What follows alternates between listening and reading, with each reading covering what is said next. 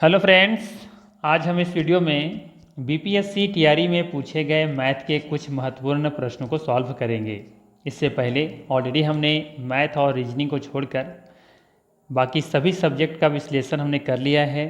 उन सभी वीडियो का लिंक डिस्क्रिप्शन में दिया हुआ है या फिर प्लेलिस्ट में जाके आप देख सकते हैं। ठीक है, आज से हम लोग मैथ शुरू करने जा रहे हैं। तो मैथ शुरू करने से पहले थोड़ा सा हम लोग ये डिस्कस करेंगे कि मैथ के प्रश्नों को सॉल्व करने के लिए क्या अप्रोच होना चाहिए। ठीक है, तो इसमें कुछ बातें हैं जो ध्यान में हमेशा रखना चाहिए जब भी आप मैथ को सवाल सॉल्व करते हैं। ठीक है, पहला पॉइंट क्या ध्यान में रखना है। पहला तो ध्यान ये रखना है कि क्वेश्चन को कम से कम आपको 2 से 3 बार पढ़ना है। कम से कम 2 से 3 बार पढ़िए, समझ के पढ़िए। ठीक है, और पढ़ते समय जल्दबाजी कभी नहीं करना चाहिए। ये ऐसा नहीं कि आप क्वेश्चंस को पढ़ रहे हैं और पढ़े कुछ, वह क्वेश्चन कहना चाह रहा था कुछ, ऐसा नहीं होना चाहिए। क्वेश्चन को हमने कहा कि 2 से 3 बार पढ़ने, इसलिए पढ़ने बोल रहा हूँ ताकि आपको क्वेश्चन अच्छे से समझ में आए और क्वेश्चन क्या कह रहा है वो आपको समझ में आए। ये नहीं कि आपको क्या समझ में आ रहा है वो पढ़ लिए। समझिएगा मेरे बात को, हम कहना क्या चाहते हैं। मेरा ये कहना है कि क्वेश्चन वैसे नहीं पढ़ना है जो आप समझ रहे हैं, क्वेश्चन ऐसा पढ़ना है जो वो क्वेश्चन कहना चाहता है। इसीलिए हम कह रहे हैं कि क्वेश्चंस को पढ़ते समय जल्दबाजी नहीं करना चाहिए। ठीक है, अक्सर आप देखते होंगे कि क्वेश्चन में कुछ पूछा गया था और आप कुछ करके आए हैं। ठीक है, तीसरा पॉइंट ध्यान में रखना है कि प्रश्न को पढ़ने के बाद अब खुद से पूछना है कि क्या सवाल समझ में आया है। अगर आया है तो सॉल्व करेंगे। ठीक है, और फिर सॉल्व करने का अप्रोच भी देखेंगे कि सॉल्व करने का तरीका क्या क्या होना चाहिए मेरे पास। बट अगर समझ में आया है तो सॉल्व करें, अदरवाइज क्वेश्चन को छोड़कर आगे बढ़े। टाइम वेस्ट नहीं करना है, क्योंकि क्वेश्चन ही नहीं समझ में आ रहा है आपको।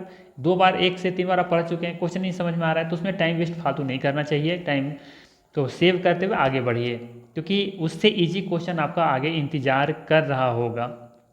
ठीक है, तो आपको क्या करना है, क्वेश्चंस को देखना है, समझ में आ रहा है तो बनाइए, नहीं तो फिर आगे बढ़ जाइए। क्योंकि क्वेश्चंस को जब ये 2 से 3 बार पढ़ेंगे तो खुद आपको महसूस हो जाएगा कि हाँ, इस क्वेश्चन को इस अप्रोच से या इस तरीके से हम बना सकते हैं। और जब नहीं बनना होगा तो क्वेश्चन समझ में भी नहीं आएगा, और समझ में आएगा तो आपको पता चल जाएगा कि क्वेश्चन हमसे बनेगा या भी नहीं बनेगा, क्या इस क्वेश्चन हमने कभी किया है भी है या नहीं किया है। ठीक है, तो ये टाइम को बचाना जरूरी है। फोर्थ पॉइंट कहता है, यदि प्रश्न समझ में आया है तो सबसे पहले यह देखिए कि क्या सवालों का हल विकल्पों से किया जा सकता है। सबसे बड़ा इंपॉर्टेंट, विकल्पों से सॉल्व करना बहुत इजी होता है, और लगभग क्वेश्चन आप देखेंगे कि विकल्पों से किया जा सकता है। ठीक है, हम यहाँ पे जितने क्वेश्चंस को बनाएंगे ना, कोशिश करेंगे कि विकल्पों से ही सॉल्व कर लिया जाए, क्योंकि हमको कौन सा यहाँ पे मेथड वाइज बना करके 30 मार्का बननी है।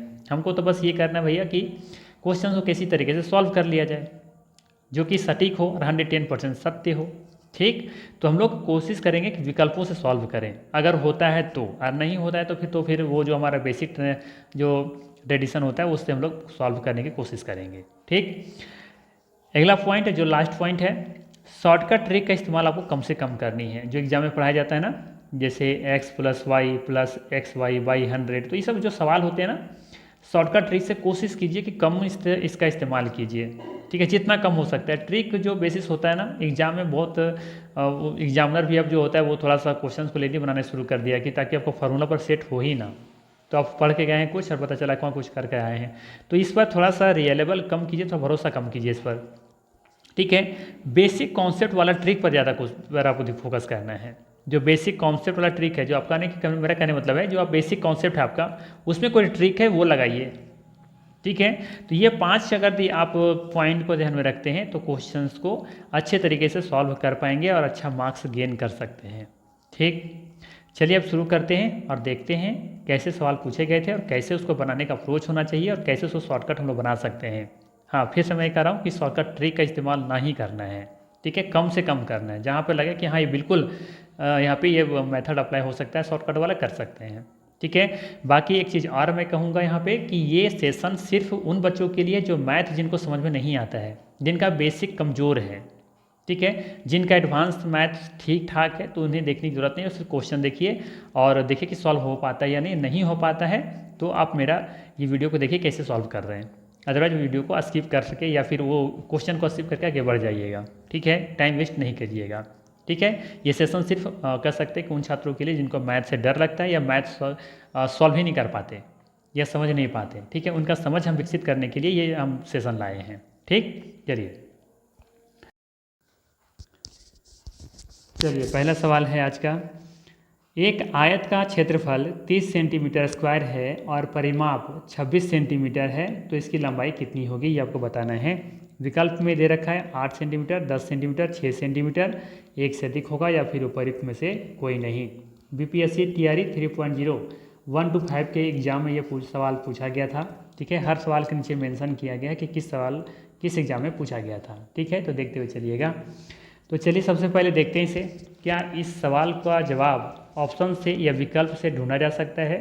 तो जवाब है हाँ, ढूंढा जा सकता है। कैसे, चलिए देखते हैं। देखिए कुछ चीज़ें पता होना चाहिए, जैसे कि आयत का परिमाप क्या होता है, ठीक है, और आयत का क्षेत्रफल क्या होता है। इतना तो बात कम से कम पता होना चाहिए।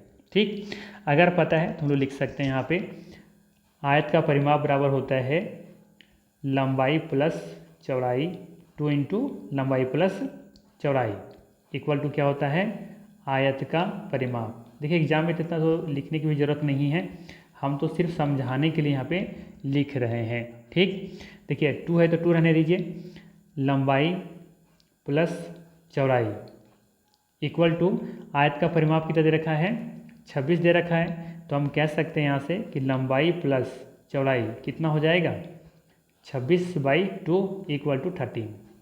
ठीक है, तो इसका मतलब ये हुआ कि आयत का जो परिमाप है वो 26 है, तो लंबाई और चौड़ाई कितना निकल जाएगा 13 निकल जाएगा। इसका मतलब ये है, हम तो सिर्फ समझा रहे हैं, आपको सीधे ये समझना है कि आयत का परिमाप 26 है, इसका मतलब है कि लंबाई और चौड़ाई दोनों मिलाकर कितना होगा 13 होगा, मतलब आधा होगा। लंबाई प्लस चौड़ाई कितना 13 होगा। इसी से आपको सॉल्व करना था। देखिए कैसे, 13 है, मान लेते हैं सवाल में दे रखा है इसकी लंबाई होगी कितनी होगी, हम मान के चल रहे हैं कि 8 होगा। ठीक है, अगर लंबाई 8 होगा तो चौड़ाई कितना होगा बताइए ज़रा। अगर लंबाई 8 है तो चौड़ाई कितना होना चाहिए, फिर 5 होना चाहिए, तभी तो 13 होगा ना। हम लोग जानते हैं कि आयत का क्षेत्रफल क्या होता है लंबाई गुना चौड़ाई होता है, जो कि ये दे रखा है कि 30 होना चाहिए। ठीक है, तो अगर हम लंबाई 8 मान के चल रहे हैं तो चौड़ाई कितना होना चाहिए 5। ठीक है, तो 8 × 40, ये कभी नहीं होगा, होगा क्या, कभी नहीं होगा। अगला ऑप्शन रखिए 10 रख के देखते हैं, माना कि लंबाई 10 है तो चौड़ाई कितना होगा 3 होगा, तो 10 और 3 13 आ रहा है ना। यहाँ भी रखिए 10 लंबाई और 3 चौड़ाई, तो 10 × 30, यही तो चाहिए था हमें। तो विकल्प नंबर यहाँ पे सही क्या होगा बी नंबर। अब चाहे तो सी भी चेक कर सकते हैं, देखिए ज़रा। अगर सी को हम रख रहे हैं कि ये 6 है लंबाई, तो चौड़ाई कितना होना चाहिए 8 होना चाहिए, तो भी तो 8 × 5 = 13 होगा ना। तो यहाँ पे अब रख के देखिए 6 लंबाई गुना 8 चौड़ाई, 8 × 6 = 48, जो कि पॉसिबल नहीं है, तो ये भी नहीं होगा। ठीक है, तो ये इतना लिखने की ज़रूरत नहीं है, आपको सिंपल क्या करना है समझना है कि परिमाप 26 है, इसका मतलब कि लंबाई चौड़ाई कितना होगा 13 होगा। तो 13 को अब देखिए कि कैसे तोड़ा जाए कि जोड़ने पर वो 10 आ जाए, माफ़ कीजिएगा, जोड़ने पर 13 आ जाए और गुना करने पर 30 आ जाए। ठीक है, तो मान के चलिए कि 10 अगर इसका लंबाई है तो चौड़ाई कितना होना चाहिए 3, तो 10 × 3 = 13 हो गया, 10 × 30 भी हो गया। ठीक है, करेक्ट हो गया दोनों तरीके से। तो इस तरीके से आप विकल्पों के माध्यम से आसानी से आंसर ढूंढ सकते हैं। ठीक, चलिए, तो अप्रोच यही होना चाहिए कि कोशिश कीजिए ज़्यादातर क्वेश्चनों को विकल्पों से ढूंढने का। ठीक है, आसान होगा आपके लिए। चलिए अब ये सवाल देखिए क्या है, उस वृत्ताकार मैदान के व्यास की लंबाई क्या है जिसका क्षेत्रफल 8 मीटर त्रिज्या के वृत्त के क्षेत्रफल और 36 पाई मीटर स्क्वायर क्षेत्रफल वाले त्रिभुज के क्षेत्रफल के योग के बराबर है।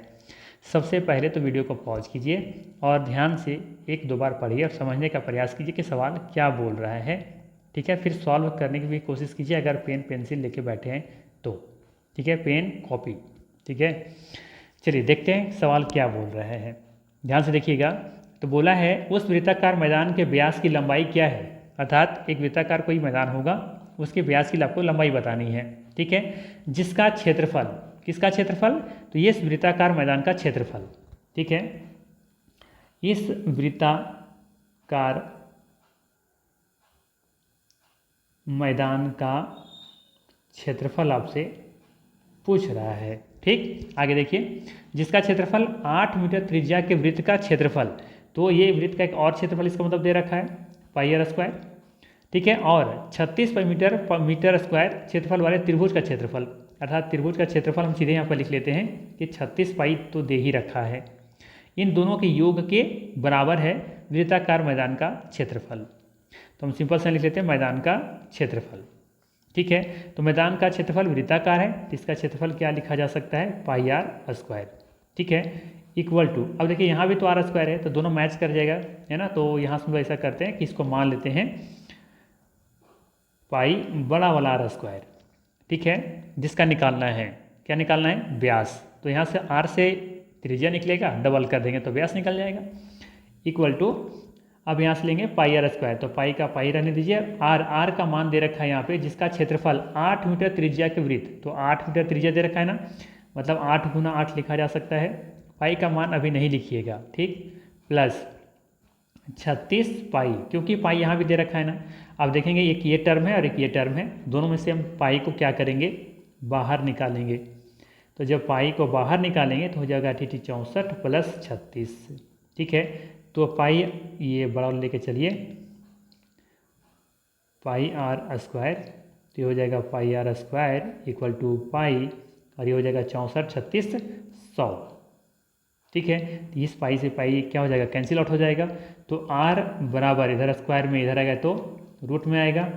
ये सब आपको इतना करना नहीं है, शॉर्ट में करना है, जितना फास्टली आप कर सकते हैं। ठीक है, हम क्योंकि समझा रहे हैं तो थोड़ा सा एक एक करके बताना पड़ रहा है। तो आर का मान कितना निकल गया, 10। हम लोग जानते हैं व्यास त्रिज्या का दुगना होता है। ठीक है, तो इसका दुगना कर दीजिए, 10 से गुना कर दीजिएगा, 2 से गुना कीजिएगा तो ये निकल करके का 20 मीटर। ठीक है, विकल्प नंबर आप देखेंगे तो हो जाएगा बी विकल्प। ठीक है, तो यहाँ विकल्प से सॉल्व नहीं हो पाता। ठीक है, इसीलिए मुझे नहीं लगता कि ये विकल्पों से सॉल्व होने वाला सवाल था। आप ट्राई कर सकते हैं, बट मुझे लगा कि ये बेस्ट है, जो कि कह रहा है वो हम लिखते चलें। ठीक है, देखिए मैथ बनाने का एक और तरीका है कि जो क्वेश्चंस बोलते जा रहे हैं ना उसको करते जाइए। ठीक है, चलिए अगला देखते हैं सवाल क्या पूछा गया था। ये सवाल थोड़ा कुछ ज़्यादा ही पेचीदा था। ठीक है, कई लोग कई तरह के आंसर दिए हैं, हो सकता है कि मेरा भी आंसर आपको समझ में नहीं आए। ठीक है, बट फिर भी समझाने का प्रयास करेंगे कि क्यों हम ऐसा आंसर दे रहे हैं। ठीक, चलिए लिखा है यदि x बराबर इतना है और इतना है तो x⁻² का मान क्या होगा। ठीक है, चलिए लिखते हैं, पहले क्या दे रखा है। ये दे रखा है कि x बराबर 3/2 पर पावर 2 गुना 2/3 पर पावर -4। ठीक है, तो यहाँ से हम लिख सकते हैं x बराबर 3/2 इंटू, देखिए जब पावर माइनस में होना तो टर्म बदल जाता है, उलट जाता है, मतलब 2/3 तो 3/2 हो जाएगा, और ये पावर किस में आ जाएगा, प्लस में आ जाएगा। ठीक है, अगर देखिए अगर लिखा हुआ है ऐसा x पर पावर 2, तो इसे लिख सकते हैं x पर पावर -2, ऐसे लिख सकते हैं। और इसी चीज़ को फिर उलट कर लिख सकते हैं, x इतना बराबर x पर पावर 2। ठीक है, अगर कहीं लिखा हुआ है मान लो 2 पर पावर 6 लिखा हुआ है, तो इससे हम लोग लिख सकते हैं 1/2 पर पावर -6। ये सभी क्लास 7 में पढ़ना है, ये लॉजिक, ये मेथड। ठीक है, चलिए अब यहाँ देखिए दोनों का जब बेस सेम होता है ना तो पावर क्या होता है, जुट जाता है। तो देखिए दोनों का बेस सेम आ गया है तो हम लोग जोड़ सकते हैं यहाँ से, 4 और 2 6, जब बेस सेम हो तो पावर जुट जाता है। ठीक है, अब एक्चुअली में यहाँ पर देखेंगे तो हमें यहाँ पे जो मान चाहिए वो किसका चाहिए, x⁻² का मान, ये उल्टा कर दिए, x⁻² का मान चाहिए कि कितना होगा। ठीक है, तो मेरे पास सिर्फ अभी क्या है, x है।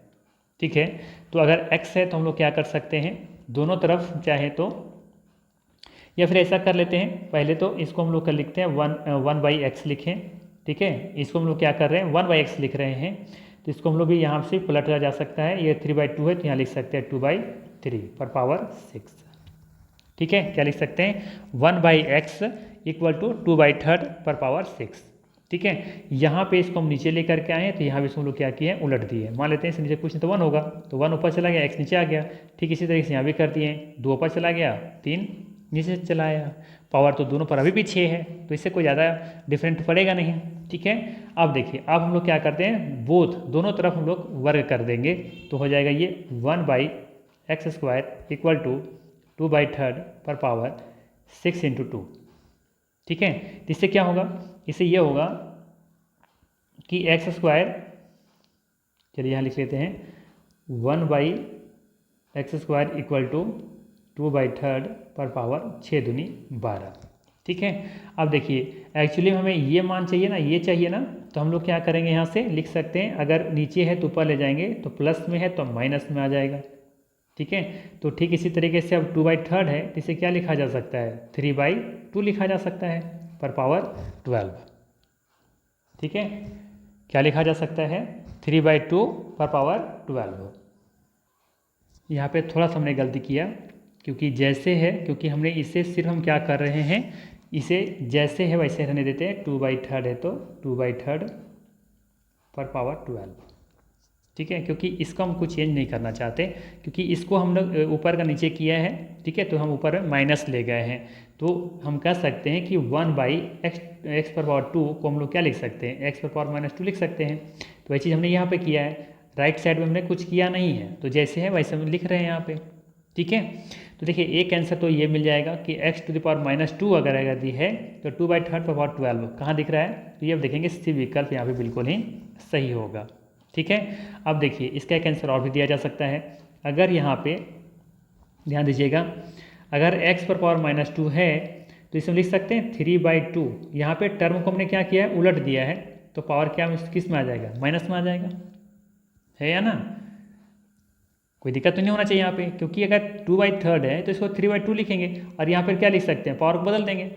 अरे भाई जैसे कि 1/2 है और पावर 2 लिखा हुआ है, ठीक है, तो इससे अगर हम उल्टेंगे तो 2/1 लिख सकते हैं, यहाँ पर माइनस लिखा जा सकता है। ठीक है, तो इसी चीज़ को हमने यहाँ पे किया है कि 2/3 है तो इसको हम 3/2 लिख सकते हैं, पावर जो है प्लस में वो माइनस में चला जाएगा।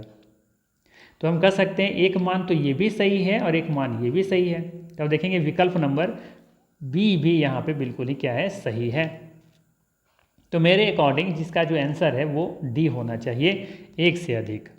ठीक है, बाकी लोगों का आंसर है सी ऑप्शन दिया हुआ है। ठीक है, याद ध्यान रखिएगा, बहुत सारे यूट्यूबर ने सी ऑप्शन बताया है, जबकि मेरा मानना है कि इसका विकल्प नंबर डी होना चाहिए, बी और सी दोनों सही है। ठीक है, बाकी आप लोगों का क्या आंसर आ रहा है कमेंट करके बताइएगा। ठीक है, चलिए थोड़ा सा क्वेश्चन घुमाया हुआ था, चलिए आगे देखते हैं। सवाल है कि 1000 पर 2 वर्ष के लिए 4% प्रति वर्ष की दर से चक्रवृद्धि ब्याज क्या है। ठीक है, तो चक्रवृद्धि ब्याज कुछ है नहीं यार, बस सिंपल सा ये है कि ब्याज पर ब्याज देना। ठीक है, ब्याज पर ब्याज देना और कुछ नहीं है। जैसे 0 से लेकर के 1 साल और 1 साल से 2 साल, 2 साल की तो बात हो रहा है। अगर हम पैसा यहाँ पे इन्वेस्ट किए तो 1 साल हुआ और फिर 1 से 2 साल हुआ, 2 साल की बात हो रहा है। तो हमने यहाँ पे लगाया 1000 रुपया, 1 साल जब बीत गया तो यहाँ पे 1000 का देना है 4%, तो कितना निकल गया, 40 रुपया। ठीक है, अब ठीक इसी तरीके से दूसरा साल, अभी हम सिर्फ ब्याज ही निकालें, सिंपल इंटरेस्ट ही निकालें, तो दूसरे साल में फिर जब बीतेगा तो 1000 का 4%, ये कितना निकल कर गया, 40 रुपया।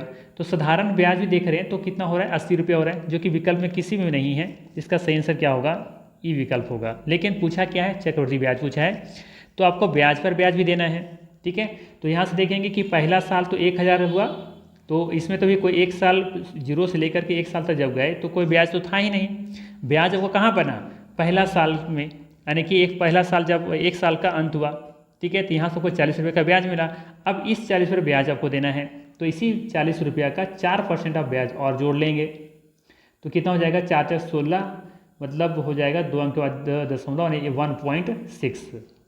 ठीक है, तो 1.6 इसमें सिर्फ और जोड़ दीजिए, यानी 81 रुपया 60 पैसा कुछ करके आएगा आपका। लेकिन विकल्प में तो सिर्फ क्या दे रखा है, खुद देख सकते हैं। इसका सही आंसर क्या होगा, विकल्प नंबर ई होगा। ठीक है, चक्रवृद्धि ब्याज का मतलब क्या है, ब्याज पर ब्याज। ठीक है, ये आपको ध्यान रखना है सिर्फ। चलिए आगे देखते हैं।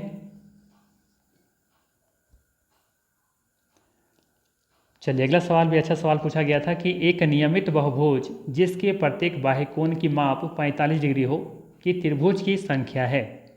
ठीक है, त्रिभुज की संख्या ऐसा नहीं होना चाहिए, कुछ और होना चाहिए। यहाँ पे है भुजाओं की संख्या। ठीक है, 45 डिग्री हो तो भुजाओं की संख्या कितनी होगी, ये होगा भुजाओं की संख्या है कितनी है, 15 है, 8 है, 30 है, एक से अधिक होगा या फिर उपर्युक्त में से कोई नहीं। ठीक है, तो सबसे पहले हम समझते हैं, क्योंकि हम बेसिक कॉन्सेप्ट पढ़ते हुए चल रहे हैं, तो देखेंगे यहाँ पे कि नियमित बहुभुज क्या होता है और अनियमित बहुभुज क्या होता है, रेगुलर पॉलीगन और इरेगुलर पॉलीगन। आप चित्र के माध्यम से खुद ही समझ गए होंगे कि रेगुलर क्या है और इरेगुलर क्या है। रेगुलर का मतलब होता है जिसकी सभी भुजाएं बराबर होती हैं। सभी भुजाएं बराबर होती हैं इसका मतलब सभी कोण भी बराबर होंगे। इरेगुलर में सभी भुजा बराबर होना जरूरी नहीं है और सभी कोण भी फिर बराबर नहीं होंगे। तो ये सब जितना भी देख रहे हैं ये बंद आकृति, ये सब क्या है, इरेगुलर पॉलीगन है अर्थात अनियमित बहुभुज हैं। ठीक है, तो ये जो सवाल पूछा गया है ना, इरेगुलर के लिए सवाल बन ही नहीं सकता, इसीलिए पहले लिख देता है भैया ये जो सवाल है ना नियमित बहुभुज के लिए है। अगर नियमित बहुभुज नहीं लिखेगा तो इसका आंसर सीधे दे सकते हैं, वो प्रयुक्त में से कोई नहीं दिया तो फिर कैसे कांट बी फाइंड, मतलब उसे हम लोग सॉल्व कर ही नहीं सकते। ठीक है, तो ये चीज़ें हैं यहाँ पे। नियमित बहुभुज क्या है, तो याद रखना है जिसकी सभी भुजाएं बराबर होती हैं और सभी कोण भी बराबर होते हैं। तो देख सकते हैं त्रिभुज के 3 भुजा दिया हुआ है, तीनों बराबर है तो तीनों कोण बराबर होंगे। यहाँ पे देखिए ये वर्ग है, वर्ग की चारों भुजा दे रखा है, चारों बराबर है। ठीक है, तो ये सभी देख सकते हैं इसमें जितने भी भुजाएं सभी आपस में बराबर होंगे, तो भुजा बराबर तो कोण भी बराबर होगा। ठीक, अब यहाँ पे सवाल क्या है वो देखिए, सवाल कह रहा है आपसे कि एक बहुभुज तो है लेकिन उसका बाह्य कोण की माप जो है वो 45 डिग्री है। ठीक है, तो यहाँ से समझिए, आप चाहें तो किसी भी आकृति को आप ले सकते हैं। जैसे बाह्य कोण का मतलब क्या होता है ये समझा रहे हैं पहले आपको। देखिए अगर ये इस एंगल को बढ़ा दें, ठीक है, थोड़ा सा पेंसिल का साइज थोड़ा सा कम करना होगा। देखिए ये जो कोण दिख रहा है ना ये बाह्य कोण हुआ और ये वाला हुआ अंतः कोण। इसी तरह इसको बढ़ा दीजिए तो ये वाला बाह्य कोण, ये वाला अंतः कोण हो गया। यहाँ से इसको कहते आप बढ़ाते हैं तो ये वाला हो गया बाह्य कोण और ये वाला अंदर वाला हो गया अंतः कोण हो गया। इसको कहते बढ़ाते हैं तो ये वाला हो गया बाह्य कोण और ये वाला अंदर वाला हो गया अंतः कोण। ठीक है, चलिए तो यहाँ सब देखेंगे ना, तो ये अगर हम इसको बढ़ाते हैं अगर यदि पूरा, तो ये क्या बन रहा है, एक स्ट्रेट लाइन बन रहा है। ये वाला बाह्य कोण और अंतः कोण को जोड़ दें तो क्या बन रहा है, एक स्ट्रेट लाइन बन रहा है, सीधी रेखा, रैखिक बन रहा है यहाँ पे। तो रैखिक जब बनता है तो इसका मतलब को उसको दोनों कोणों का योग कितना हो जाता है 180 डिग्री, अर्थात बाह्य कोण और अंतः कोणों का योग कितना होता है फिर यहाँ पे 180 डिग्री। क्लियर हुआ? अगर 180 है, ठीक है, तो देखिए पूछा है आपसे कि जिसका प्रत्येक बाह्य कोण की माप कितना 45 डिग्री है, तो पहले ये बताइए कि अंतः कोण कितना होगा। तो अगर हम 180 में से घटा दें 45 तो कितना बचता है, बचेगा यहाँ पे आई थिंक 135 डिग्री, ये 135 डिग्री बचेगा, कोई दिक्कत नहीं होना चाहिए। तो ये तो हो गया अंतः कोण निकालने का तरीका। ठीक है, लेकिन हम लोग से यहाँ से अंतः कोण नहीं पूछा है, पूछा है त्रिभुजों की ये भुजाओं की संख्या कितनी होगी। ठीक है, तो इसका सिंपल सा लॉजिक ये है, ध्यान दीजिएगा। जैसे अगर ये ट्राइंगल है, ठीक है, तो इसका बाह्य कोण देखिए कितना होता है, ये इसका अगर ये रेगुलर पॉलीगन है मतलब तीनों भुजा बराबर मतलब तीनों कोण बराबर, तो ये कोण कितना डिग्री का होगा, अंतः कोण 60 डिग्री का होगा, तो बाहर कितना का होगा 120 का होगा। ठीक है, और हमेशा ध्यान रखिएगा कि बाह्य कोणों का योग हमेशा, चाहे कोई भी रेगुलर पॉलीगन है, बाह्य कोणों का योग हमेशा ध्यान रखिएगा कि 360 डिग्री होता है हमेशा, चाहे किसी भी तरह का रेगुलर पॉलीगन हो, बाह्य कोणों का योग 360 डिग्री होता है। तो यहाँ पे देखिए अगर 360 होता है तो 360 में अगर हम 120 से डिवाइड करें तो क्या निकल के आता है, 12 3 36 3, तो देखिए इसमें कितने भुजा हैं, 3 भुजा। ठीक है, यहाँ देखिए अगर ये मान लेते हैं कि ये वर्ग है तो इसका अंतः कोण कितना 90 डिग्री, तो बाह्य कोण भी कितना हो जाएगा 90 डिग्री ही होगा। तो बाह्य कोण 90 डिग्री और कोणों का योग, बाह्य कोणों का योग 360 डिग्री, तो भाग लगाते तो 936। देखिए कितना निकल रहा है, 4 भुजा। इसका मतलब सिंपल सा ये है कि बाह्य कोण जितना भी है जो दिया रहे उसमें से क्या करना है 360 में डिवाइड कर देना है।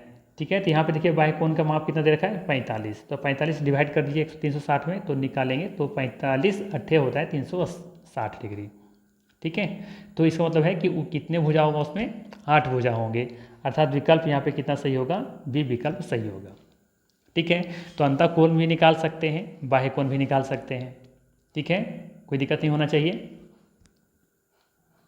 अच्छा, यहाँ से अगर आप चाहें तो अंतः कोण भी निकाल सकते हैं कि अंतः कोणों का योग कितना होगा।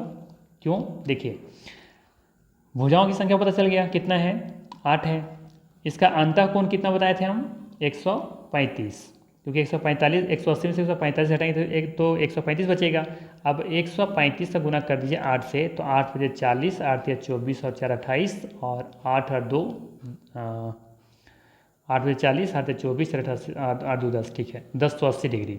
ठीक है, मतलब ये है कि ये जो जिस क्वेश्चन से जिस पॉलीगन के बारे में बात हो रही है ना, इसका अंतः कोणों का योग कितना होगा 1080। बाह्य कोण तो हमेशा 360 होगा। तो यहाँ से सब कुछ निकाल सकते हैं। अगर एक भी डेटा दे रखा है तो यहाँ से आप भुजाओं की संख्या, अंतः कोण की संख्या, अंतः कोणों का योग, एक अंतः कोण कितना होगा, या बाह्य कोणों का योग, या भुजाओं की संख्या, सब कुछ निकाल सकते हैं यहाँ से। ठीक है, तो सिंपल सा आपको ये मेथड याद रखना है। ठीक है, कोई दिक्कत नहीं होना चाहिए। चलिए, इस तरह का सवाल फिर कभी मिलेगा तो और भी डिस्कस करेंगे। फिलहाल आपको याद रखना है कि नियमित बहुभुज किसे कहते हैं, जिसकी सभी भुजाएं बराबर होती हैं और सभी कोण बराबर होते हैं। ठीक है ना, और बाह्य कोणों का योग 360 डिग्री होता है।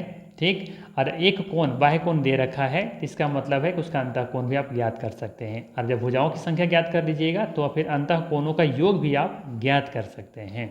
ठीक, चलिए, अगर इन सब सवालों में अगर और भी डीपली पढ़ना है तो आप लोग कमेंट करके बताइएगा कि सर और थोड़ा सा डीपली पढ़ाइए और अच्छे से पढ़ाइए, थोड़ा समय लगेगा तो कोई दिक्कत नहीं है, थोड़ा सा डीपली पढ़ाया जाए। ठीक, तो हम कोशिश करेंगे।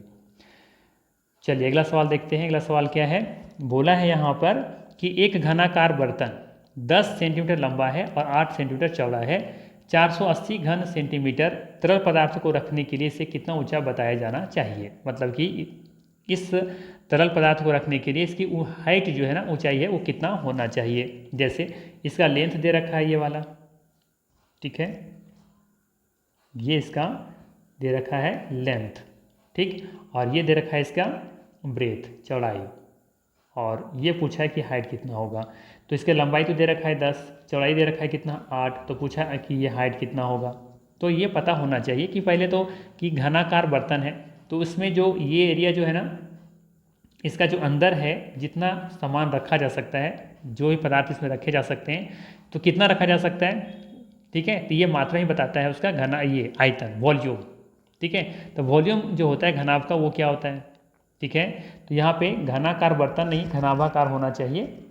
वैसे घनाकार ही लिखा है तो कोई दिक्कत नहीं है, क्योंकि लंबाई चौड़ाई अलग दिया है तो इसका मतलब मान के चलना कि घनाभ ही आकार का होगा, क्योंकि घनाकार होता तो तीनों लंबाई चौड़ाई ऊंचाई क्या होता है, समान होता। तो ये घनाकार ना होकर के क्या होना चाहिए था, घनाकार, ये घनाभाकार होना चाहिए। खैर जो भी है, हम लोग उसे नहीं जाना, हम लोग देखना है कि 10 सेंटीमीटर लंबा दे रखा है और चौड़ाई कितना दे रखा है, 8 दे रखा है, तो इसकी हाइट कितना होगा। ठीक है, तो घनाभ का जो आयतन होता है वो क्या होता है, लंबाई गुना चौड़ाई गुना ऊंचाई। कोई भी वस्तु आप देखेंगे कि कितना एरिया में फैला हुआ है और कितना उठा हुआ है। जैसे अगर हम बात करें, ये एक घन, ये मान लेते हैं कि बेलन है, तो ये बेलन कितना फैला हुआ है, तो πr² में फैला हुआ है, और कितना ऊंचाई तक उठा हुआ है, तो h हाइट तक उठा हुआ है, तो इस बेलन का आयतन हो जाएगा πr² h हो जाता है। ठीक, इसी तरीके से ये देखिए कितना लंबा है कितना चौड़ा है, मतलब ये इसकी क्षेत्रफल निकल गया, और तो क्षेत्रफल क्या हो जाएगा, लंबाई गुना चौड़ाई, और ये कितना उठा हुआ है, तो h उठा हुआ है, तो इसका क्षेत्रफल, इसका आयतन हो गया। ठीक है, LBH। तो सिंपल सा है ना कि इसका आयतन जो दे रखा है वो दे रखा है, घनाभ का आयतन 480 दे रखा है, जिसमें से 10 इसका लंबाई है और 8 इसका चौड़ाई है, तो ऊंचाई कितना होगा। ठीक है, तो यहाँ पे क्या रखें हम, 8 रखें, 9 रखें कि 6 रखें कि ये 448 के बराबर हो जाए। ठीक है, तो यहाँ पे देखिए सबसे पहले रखते हैं हम लोग 8 रखते हैं, तो 8 64 का 10 से गुना करें तो 480 मिलेगा, कभी नहीं मिलेगा। 9 रखें तो 9 8 72, 720, ये भी नहीं होगा। ठीक है, ये भी नहीं हुआ, ये भी नहीं हुआ। 6 रखे देखिए तो 8 6 48 दहा के 480, तो इसका विकल्प नंबर C बिल्कुल ही सही हो जाएगा। ठीक है, चलिए आगे देखते हैं। बहुत सारे सवालों का कहा नाम है कि विकल्पों से सॉल्व कर सकते हैं, जैसे इसको भी देखिए विकल्प से सॉल्व किया जा सकता है। सवाल है कि किसी संख्या का 4 गुना 60 से उतना ही कम है जितना कि उसका 7 गुना 61 से अधिक है, वह संख्या क्या है। ठीक है, सवाल को अच्छे से पढ़िए, वीडियो को पॉज कीजिए और ध्यान से पढ़िए। ठीक है, और खुद से सॉल्व करने की कोशिश कीजिए। देखिए क्या विकल्पों से सॉल्व कर सकते हैं, बिल्कुल कर सकते हैं। देखिए बोला है किसी संख्या का 4 गुना, तो मान लेते हैं वो संख्या 11 है, तो 11 का 4 गुना कितना होता है, 44। तो बोला 60 से उतना ही कम है, देखिए 60 से कितना कम है, ये 60 से कितना कम है, तो अब देखेंगे 16 लग रहा है कम है।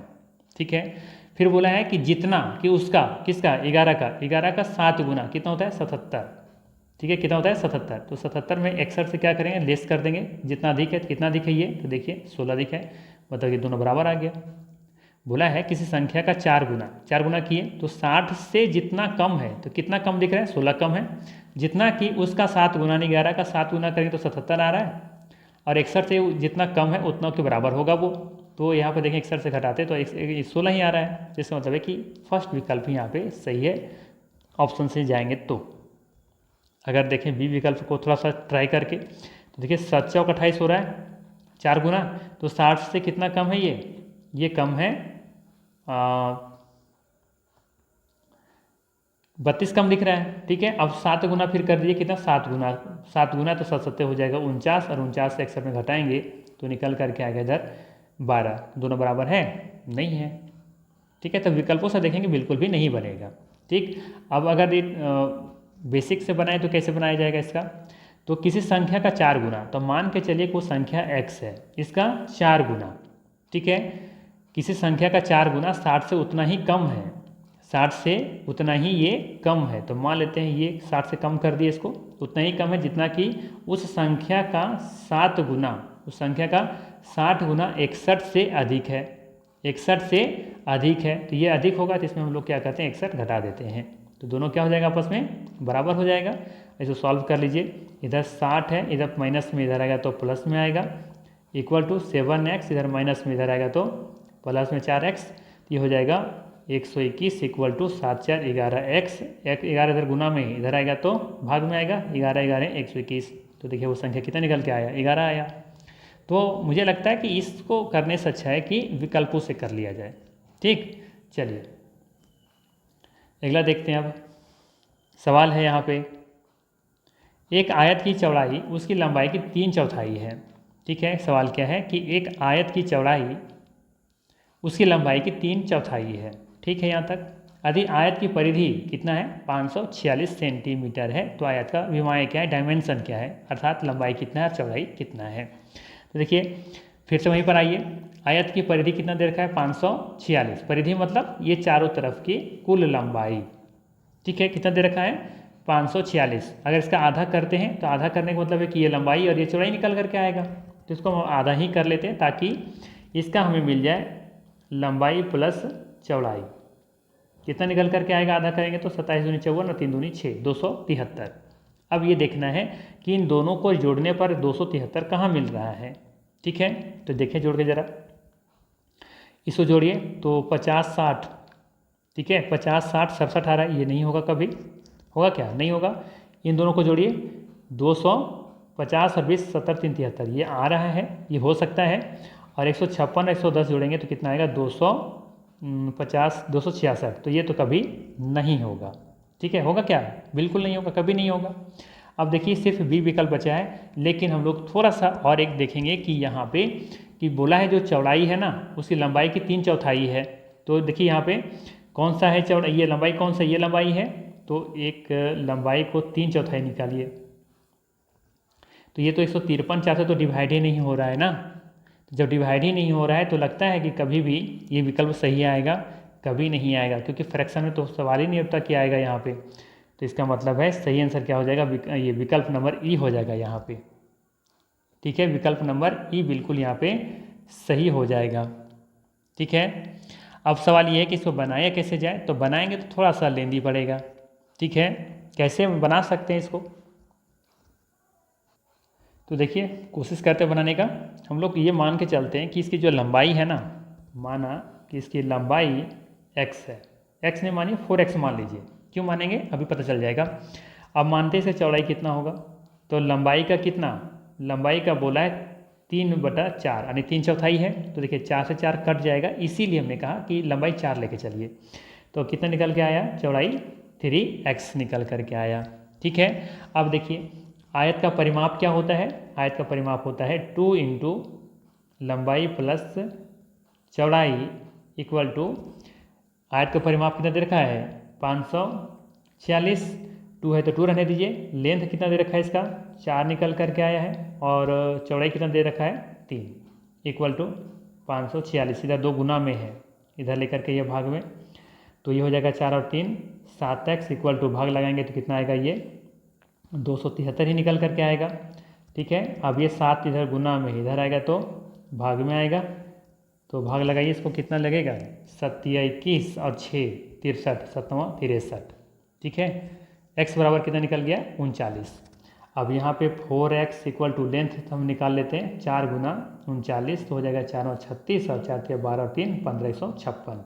जबकि इसे चौड़ाई है 3x, ठीक है, तो 3 गुना 39 तो ये निकल कर गएगा 9 3 27 7 3 3 और 2 11 117।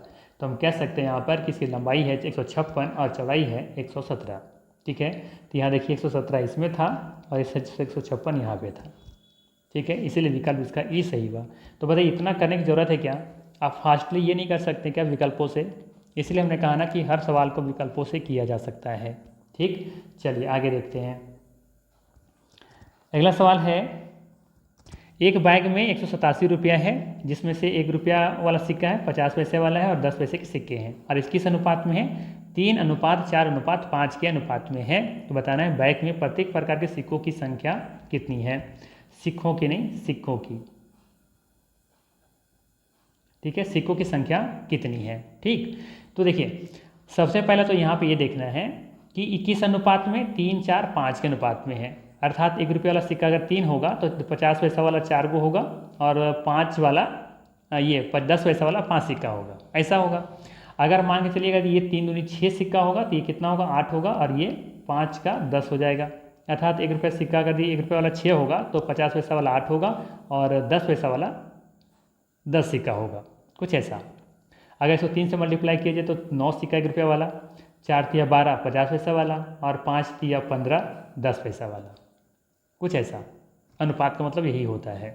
ठीक है, तो कहीं ना कहीं देखेंगे ये तो 3 का मल्टीपल है ना, 3 से भाग लग रहा है, 3 दूनी 6 3 तिया 9, इसे 4 दूनी 8 4 तिया 12, तो 4 से डिवाइड हो रहा है, 3 से डिवाइड हो रहा है, 5 से भी डिवाइड हो रहा है। हमसे समझाने का प्रयास ये कर रहे हैं कि विकल्पों से कैसे करेंगे। ठीक है, तो 3 से देखिए, 3 से जो भी होगा ना कहीं जो भी होंगे इसके, जो कहीं ना कहीं मिलेगा वो संख्या इसके डिजिबल होगा 3 से 6 से, 3 से 4 से और 5 से। तो देखिए 3 से डिविजल कौन है, ये क्या कभी डिवाइड होगा 3 से, कभी नहीं होगा। ये देखिए भाग हो लगेगा 3 से, कभी नहीं लगेगा। फिर 2 और 1 3, हाँ ये लग जाएगा। अब 4 से क्या ये लगेगा, 4 9 36, हाँ ये लग जाएगा, ये सही है। और 5 से ये भी लग जाएगा।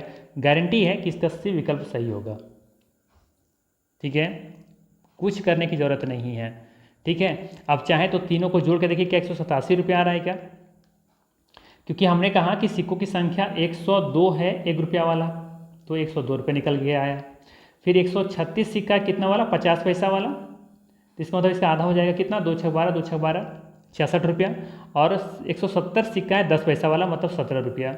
अब सबको जोड़ने पर अगर 187 रुपया आ रहा है तो 103% ये सही हो जाएगा। देखिए 6 2 8 7 15 के 5, ठीक है, 7 6 13 2 15 के 5 6 और 1 7 और 1 8, 185 रुपया आ रहा है, जबकि आना चाहिए था कितना, 187 रुपया आना चाहिए था। तो ये भी विकल्प यहाँ पे लग रहा है कि सही नहीं है। अच्छा, यहाँ पे मैंने गलती किया है कि ये वाला देखिएगा 136 है ना, तो 36 को अगर ये आप आधा करेंगे तो 66 नहीं होगा। ठीक है, यहाँ पे 66 नहीं होगा, 2 6 12 1 2 8 16, ठीक है ना, और ये 17, तब 8 7 15 2 17 का 7 होगा, अर्थात 187 आ गया ना हमारा। तो हो गया विकल्प नंबर सी बिल्कुल ही सही। तो ये अगर आपका रेशियो पर कमांड है ना, रेशियो पर इस पर कमांड है ना, तो इतना करने की ज़रूरत नहीं है। ठीक है, अब इसको प्रॉपर तरीके से कैसे बनाया जाएगा, तो देखिए माना कि 1 रुपये वाला सिक्कों की संख्या मान लेते हैं कि 3x है, ठीक है, और 10 पैसे वाला सिक्कों की संख्या मान लीजिए कि कितना है, 4x है, और 5 पैसा ये 10 पैसे सिक्कों वाले संख्या की ये संख्या कितनी है, 10 पैसे के सिक्कों की संख्या कितनी है, 5x है। अब इसमें क्या करेंगे, 187 रुपये ये कैसे आएगा, सवाल ये है, इक्वल टू 187 रुपये लाना है कैसे आएगा। तो 3 रुपया जो है 1 रुपये वाला सिक्का वाला संख्या कितने, 3x है, तो इससे गुना कर दिए 1 से, ठीक है, प्लस अब 4x ये जो है, यानी कि 50 पैसे वाले सिक्कों की संख्या कितनी है, 50 पैसे वाले सिक्कों की संख्या 4x है। तो इसको हम लोग क्या करेंगे, रुपया बदलने के लिए इससे हम लोग मल्टीप्लाई करेंगे 1/2 से, यानी 50 पैसा को हम लोग 1/2 लिख सकते हैं, यानी कि आधा पैसा, ये आधा रुपया, ठीक है।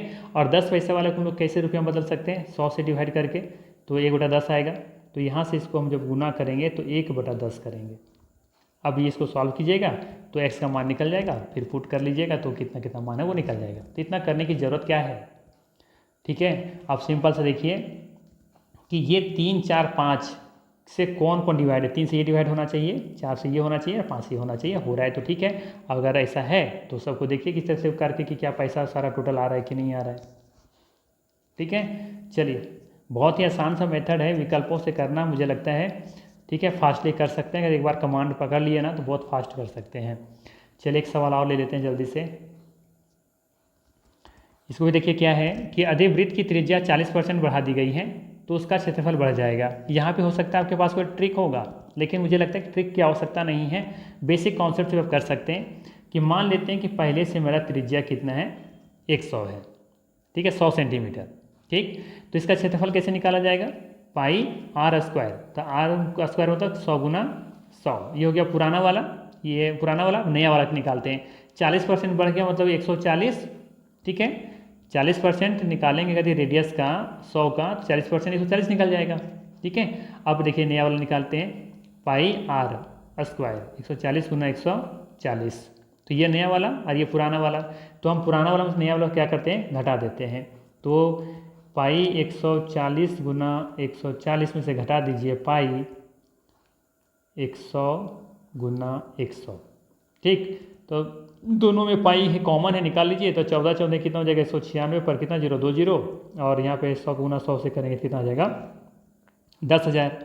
तो ये हो जाएगा पाई, और यहाँ से घटाएंगे तो निकल करके आएगा कितना, आई थिंक 9600 निकल करके आएगा। ठीक है, तो पूछ रहा है कि उसका क्षेत्रफल कितना बढ़ जाएगा, परसेंटेज में पूछा है कितना बढ़ जाएगा। तो पहले कितना था, पहले था पाई इंटू 100 गुना 100, और परसेंटेज में बदलना है तो 100 से गुना कर दीजिए, क्योंकि यही तो चेंजेज आया ना हमारा। चेंजेस किस में आया है, इसमें इतना चेंज हुआ, इतना परिवर्तन हुआ है। पहले कितना था, इतना था, 100 से मल्टीप्लाई कर दीजिए तो परसेंटेज बदल जाएगा। तो ये 2 जीरो से 2 जीरो हो जाएगा, और ये 2 जीरो से 2 जीरो, और पाई से पाई खत्म, मतलब कि 96% ग्रोथ देखने को मिला। ठीक है, तो विकल्प नंबर कितना सही होगा इसका, सी नंबर। बताइए, विकल्पों से बहुत सारे क्वेश्चन को हमने सॉल्व किया, बेसिक कॉन्सेप्ट्स मैंने कोशिश किया सॉल्व करने का। ठीक है, तो ये मेथड आप लोगों को कैसा लगा, अगर अच्छा लगा तो लाइक ज़रूर कीजिएगा, चैनल पर नए हैं तो सब्सक्राइब जरूर कीजिएगा। ठीक है, बाकी मिलते हैं फिर हम लोग इसी तरह के नेक्स्ट वीडियो में। और अगर सब क्वेश्चन का PDF फाइल चाहिए तो मुझे कमेंट करके बताइएगा, इससे हम लोग टेलीग्राम चैनल पर डाल देंगे, और टेलीग्राम चैनल का लिंक डिस्क्रिप्शन में दिया हुआ है। फ्री ऑफ कॉस्ट में जाकर ज्वाइन कीजिए, और free of cost he PDF भी डाउनलोड कर सकते हैं। ठीक, चलिए मिलते हैं नेक्स्ट वीडियो में। Thanks for watching.